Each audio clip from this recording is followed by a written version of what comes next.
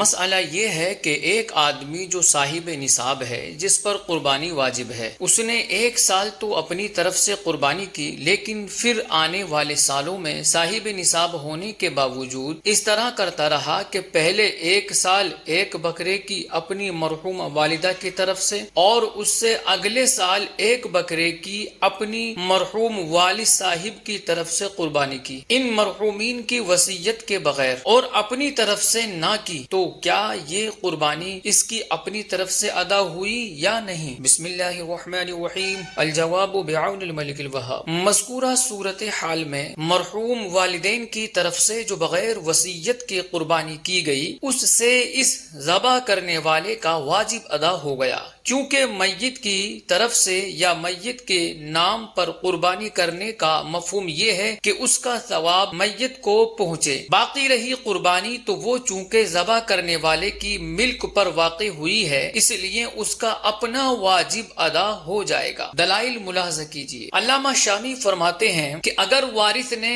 میت کے حکم سے اس کی طرف سے قربانی کی تو اس پر لازم ہے کہ اسے صدقہ کر دے اور اس میں سے نہ کھائے، اور اگر وارث میت کے حکم کے بغیر تبرعاً اس کی طرف سے قربانی کرے تو اس کے لیے اس میں سے کھانا جائز ہے، کیونکہ یہ قربانی ملک ذابح پر واقع ہوئی ہے اور میت کے لیے ثواب ہے، اور اسی لیے اگر ذابح پر ایک قربانی لازم ہو تو ساقط ہو جائے گی، جیسا کہ اجناس میں ہے۔ علامہ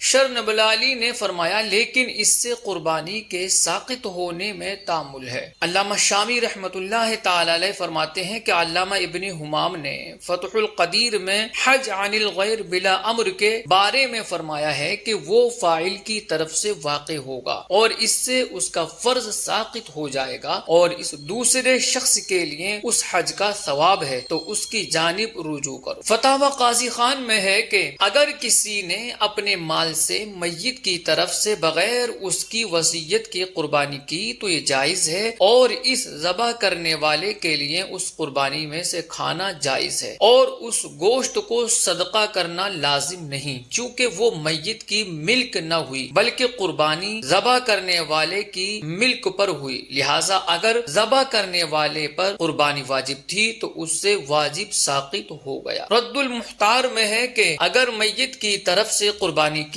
تو صدقہ اور کھانے میں اپنی ذاتی قربانی والا معاملہ کیا جائے، اور اجر و ثواب میت کے لیے ہوگا اور ملکیت ذبح کرنے والے کی ہوگی۔ فرمایا صدر نے کہ مختار یہ ہے کہ اگر قربانی میت کی وصیت پر کی تو خود نہ کھائے ورنہ کھائے۔ بزازیہ فتاوی رضویہ شریف میں ہے کہ امام اہل سنت سے سوال ہوا، ایک شخص نے ایک قربانی میں 3 آدمیوں کے نام جو مر گئے ہیں کی، کیا فرماتے ہیں قربانی درست ہے یا نہیں؟ تو امام اہل سنت نے جواباً ارشاد فرمایا، قربانی اللہ تعالی کے لیے کی اور اس کا ثواب جتنے مسلمانوں کو پہنچانا چاہا، اگرچہ عام امت مرحومہ کو، تو قربانی درست ہوگی اور ثواب سب کو پہنچے گا، اور اگر ان تینوں نے اپنی طرف سے قربانی کی وصیت کی تھی تو ہر ایک کے مال سے جدا قربانی لازم ہے۔ ایک قربانی 2 کی طرف سے نہیں ہو سکتی، اگر کی جائے